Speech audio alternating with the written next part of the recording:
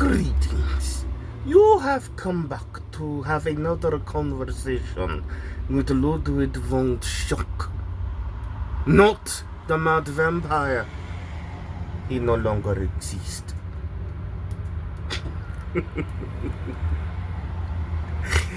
Welcome back, y'all. That's just one of the many characters that live rent-free in my head, okay? I'm always doing some strange shit. But yes, welcome back to another episode of Random and Raw Conversations with yours truly, the Mad Vampire. I mean, I really decided to do that because, right now I can't get to my braider who keeps me tight. So, yeah, I look like a mad scientist. But that character actually does exist in some of my stories. Mad scientist. It's German. Dr. Ludwig von Schack, not Volt von Schack, Ludwig von Schack. But that ain't why we're here today. Today we're here to have a conversation about a recent tragedy. Yes. Hold on, I put up my Clark Kents. And that's what I call these glasses. I also have a pair of Yvonne Spanglers that I use at the house. But today's conversation, like I said, is going to be about personal tragedy. Recently, all of my writings as a kid, through my teen years, where I thought was stored properly, but they were destroyed. Yeah. So, if I, by chance, ever got famous for anything, recognized for anything, however you want to call it, I can't go back and be like, well, this is where it came from, because now everything is destroyed, which I would do so, and I would probably, get it put in some sort of a book format just to release to people to see that you too could be creative as a kid, because I was a very creative child. Now, my thing was, I hung around a lot of artists, but that was not my thing. I could barely draw stick people. I can't even draw a circle correctly, to be honest with you. But my thing was, I had the gift of writing and my voice. Yes, I can sing and I can also rap. I can do some impressions, most of which is just about as unique as you can get. I come up with my own characters. A lot of times I'm goofing around, so it's like you really don't know what you're gonna get. And for those who go by astrology, yes, I am a Gemini. If you have not figured that out, now you know. I'm one of them Junes, not them fake ass mate ones. But before we get really into it, I do want to say thank you all again for coming. If I did not say it before, I always want to be appreciative to my audience, okay? But let's jump in that time machine, not the DeLorean, because it don't look like I could fit in that I fit in that bad boy. I always try to keep my cussing to a minimum, but sometimes a couple of words will leap out. But let's go back in time a little bit to tell y'all a little bit about my creative history as far as on paper goes. Since I can remember, I've always had thoughts in my head, not just voices, thoughts. I didn't see just spirits. I saw adventures and stories and characters, and I needed to get them out. But it wasn't until I was between the ages of 10 and 12 I discovered, even with bad penmanship, horrible punctuation, into some of the worst spelling known to man, I could actually put my thoughts on paper. Sometimes not in the most descriptive matter, but if you can do a little interpreting back then, you could definitely see where I'm coming from. Now, yeah, to explain it to you, I could sit down and tell you one hell of a story, whether it was something I created, or my version of something that somebody else created, or me breaking down something that someone has created. Like, I used to have a very interesting version of Alice in Wonderland that used to crack people up. And no, I am not a comedian. I'm just an asshole. And slightly ignorant at times. But very entertaining in the means of both. I'm not one of them ones that you'd be like, okay, I want to lock them in a closet or to hell with him. No, I'm very entertaining, and in everything that I do, I try to be, at least. I don't always go for laughs, but I get plenty of laughs. But I don't want to get too off track here, because the show ain't that long. It could be as long as I wanted to, but I try to keep it to a minimum. You're going to hear me say all the time, I ain't got all day. even though I got all day. But as you can see, I'm in the lab where I spend all my time. So it is what it is. Now, as I said, as a youngster, I learned how to learned to put my love for creation in the form of words on paper. And for the longest, my stories were just all over the place. They didn't really have a foundation until I came across a little show called Mighty Morphin Power Rangers. And normally I don't get a lot of inspiration from places. Like I might see something that like it might spark a little interest, but I don't normally capitalize off of it. I break it down, build it back up, and have the time to tell where I got it from. But when I saw that show, I was just amazed. And I'm like, okay, well, I need to do something with that. How can I make my version of that? And I also, and even though it sounds like I'm rambling, I'm not. I have a very strong love for Robin, Batman's homeboy. I'm like, I need to put two and two together, and I need to come up with something of my own. And I did. And honestly, if I had not told you that, but you read anything that I wrote based on the character that I created, you would not be able to tell that I got it from those two, especially the Evolved version. You'd think that I sat on the toilet and came up with that and had a humongous backstory and everything. But no, those things inspired me to come up with my own universe, which I have characters. I'm not going to say had, even though all that shit was destroyed. I'm not going to say had. I have a universe of characters that could put me up there with the likes of like Marvel and DC. I'm not saying we're going to cross over or they better or no, nothing like that. Do not get my words confused. What I am saying is I have a roster that could put me up there with them. Now, who could beat who? That's up for the universe to decide. But it's not what I'm in the game for, to see who could be who. I'm in the game to tell stories and do some very interesting and creative things. Because, sometimes people get your words twisted and like, well, he say he could beat Spider-Man with his character and he ain't nothing. Well, no, that's not what I'm saying at all. I'm specifically saying what I'm saying. I have a roster that could put me up there with them. But I tried the whole team thing, hero thing. It didn't work. As a kid, I lied to myself, saying I'm going to create a hero.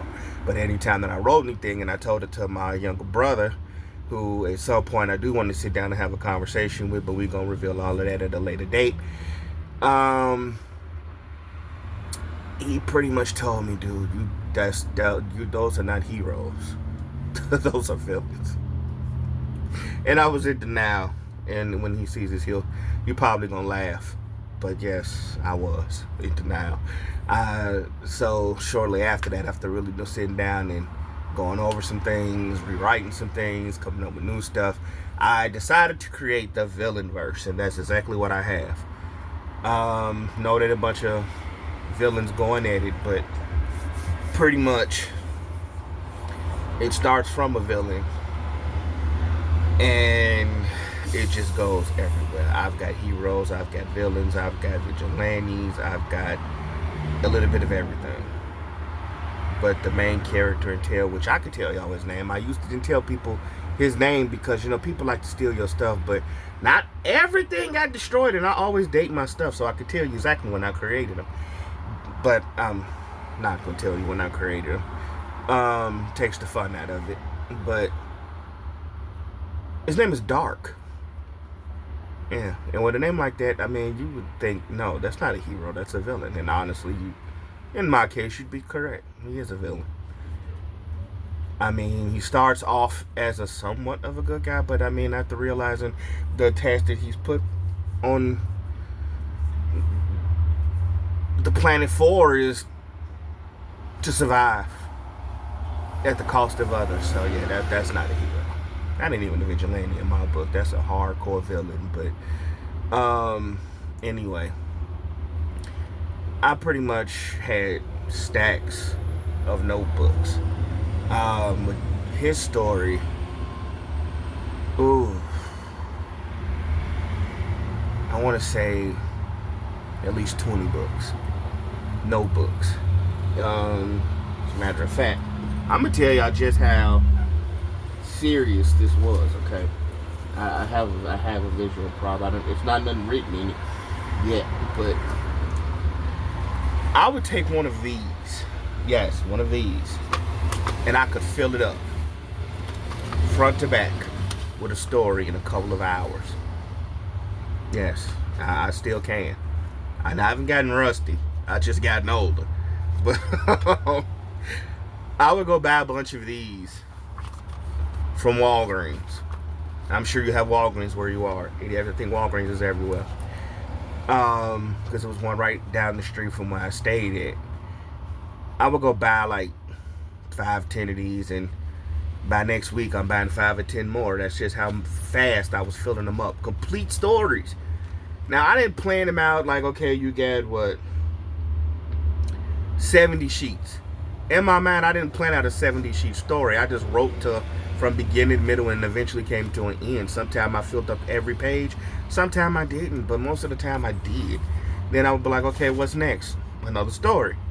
So I was popping out stories for that character.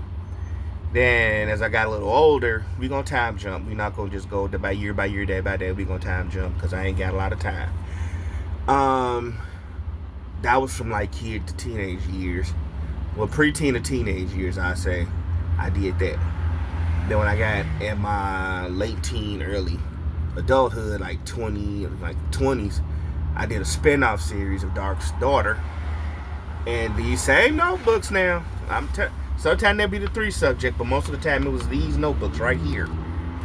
I did a spin-off series. Now, that one wasn't much of a villain verse. I mean, she is his daughter, but she pretty much does her own thing, even though she does want to be like her old man.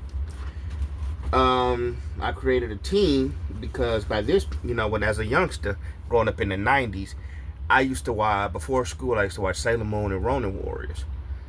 And I was so fascinated by Sailor Moon that I wanted to create something like that, and it took me a while to like mentally develop it because I had to get Dark right. That I came up with another series, spin-off series of all girls, which women, if you know me, women they've raised me, they've been all the way around me.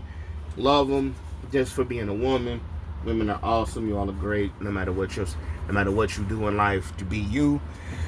But I'm like, I had to do something with that. And I created a team. It starts off as 3 females, and then it just got explosively large. But my main core, I want to say 8, formed a little group called the Shadow Babies. Going on adventures, they little team battles. But she was pretty much looking for a dad.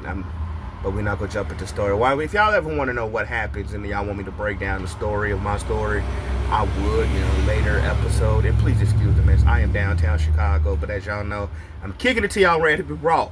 Hopefully y'all can hear me over these cars passing me by. But, anyway, I had to capitalize on that.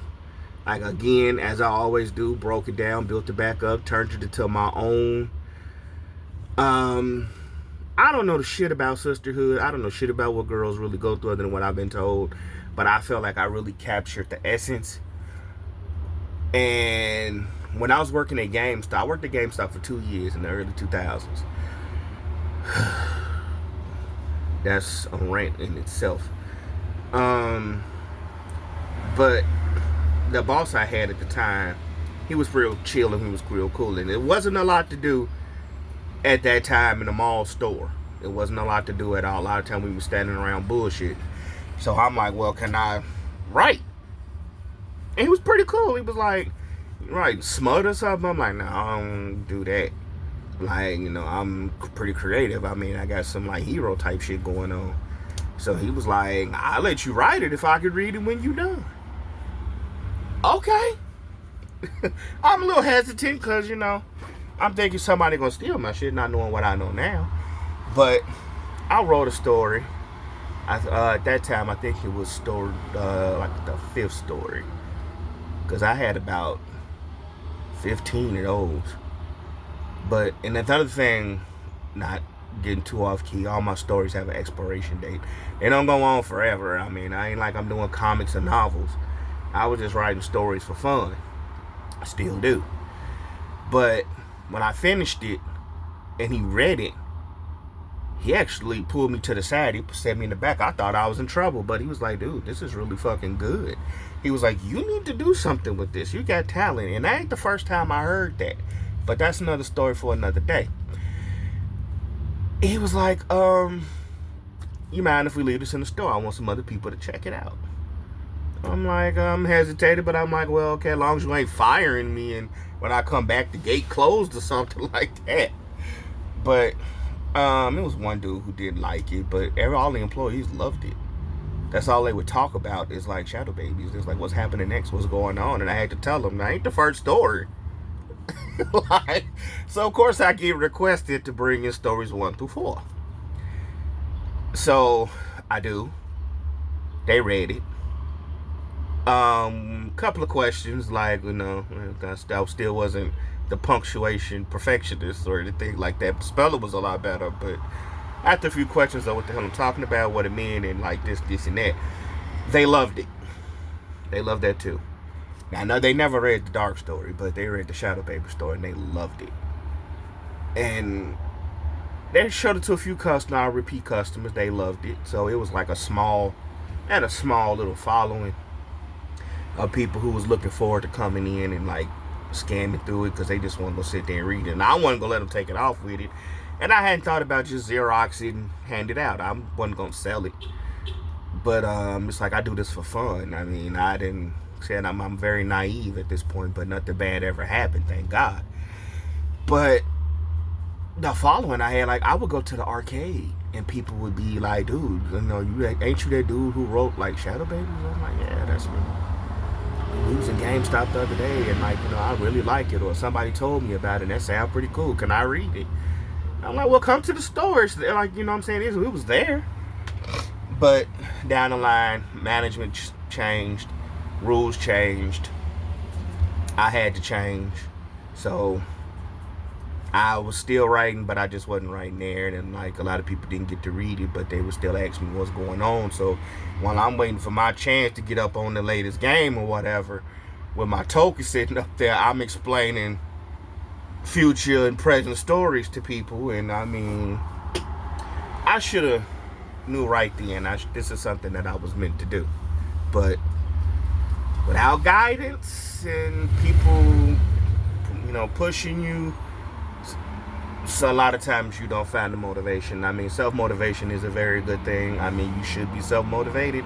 But when you come up as I came up, you don't really have that. And it's like, yeah, my little brother was like, he would, you know, we would motivate each other. But with the lack of knowledge, I never followed through with it. It was just something that I did in the privacy of my own room. You know what I mean? Now I had a few side projects. Other than that, I never really branched off from the main story. I had ideas, but they never made it to paper. Not me being lazy, but just me just wanting to get to that point where I stop one before I start another, even though I was writing both stories in between each other. But my love for the franchises, I was always trying to come up with different stuff to pay homage to that. A lot of it was like fan fiction, but I just recently started back seriously writing stories, and I've actually come up with a concept for one of my favorite franchises. Anybody who knows me knows this. And one of these days, I'm going to do a deep dive episode about Ghostbusters. I already got a partner lined up who wants to do it with me. I think it's going to be pretty good, but I got to really do my homework because I don't want to miss nothing, and I don't want to sound like I don't know what I'm talking about, because there's a lot of good, the bad, and the ugly with that franchise. But I have a love letter story that I'm developing right now that I'm actually hoping to make my very first book out of. And as I get deep into it, I will give updates. But long story short, moved around some, and after I had my daughter, I moved in with her mom and her mother's mother, and my stuff went in the basement. Now, I thought my brother had it and told it was well protected. Long as don't fire break out or anything like that, I'm like, I ain't got nothing to worry about. But apparently I did bring majority of that stuff with me. Like 98% of it is with me in the basement, not properly put up. It flooded, walls leaked, pipes leaked in the area. They got wet. Mold setting in, a lot of the pages deteriorated, stink. Some of the pages turned black. Some pages stuck together, and I tried to pull them apart. They just ripped. Some of the ink was just smudged. It was unsalvageable. So it's like all of those stories went to waste. Everything I wrote since I was a preteen is gone. Except for maybe like 1 or 2 stories, and I don't even think they were like part of like the core series.